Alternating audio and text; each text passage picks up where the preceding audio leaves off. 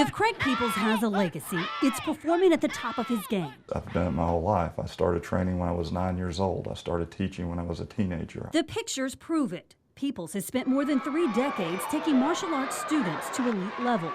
Well, I've been teaching since I was 15 years old. So for 30 years, hundreds, thousands of students, children and adults, have went through our program. And I could give you lists this big of testimonials that I've received over the years. But allegations against the karate master, a letter from a Georgia district attorney, and the new lawsuit filed by 7 former students have called that legacy into question. Have you ever molested a child? Never. No, that's ridiculous. And it makes me sick to even hear that and know that my name is on that paper at all. I can't, like I said before, it makes me nauseated. I can't describe how bad that hurts me, because my whole life has been nothing but trying to help people, children and adults, and improve their lives through the martial arts. Peeples denies it all. He's still training karate students at the 2 PAX karate schools he owns in Kingsland and Folkestone. Has a child ever lived in your home?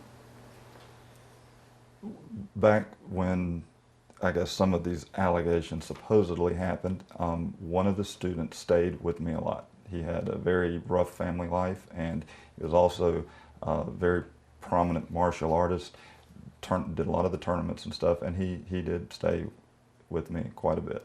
And did he ever sleep in your bedroom? There were times he probably has slept everywhere, on the couch, in the guest room. I'm not going to say did or didn't. Probably he did sleep in my bedroom at some points. With you? No, I've never slept with any student. Peeples' attorney, Gary Baker, believes the men suing are financially motivated. These are friends of each other.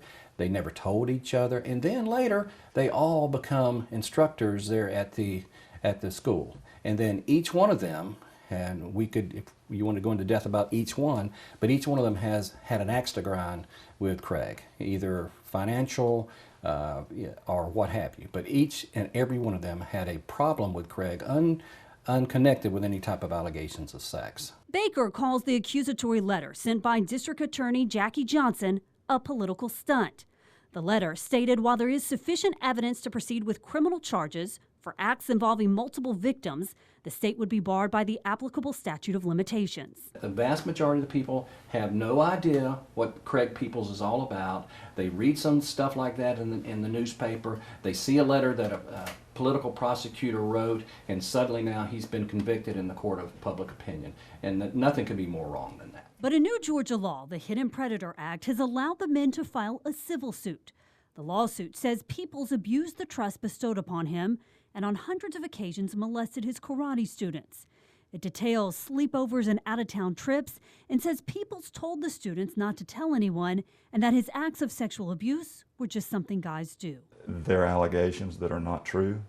There are personal vendettas or reasons that these people would do this. My schools have a wide open policy. It's door open policy. There's windows everywhere. There's cameras.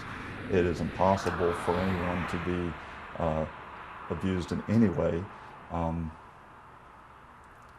You know, all I can go on is at this point the people that trust that am who I say I am, and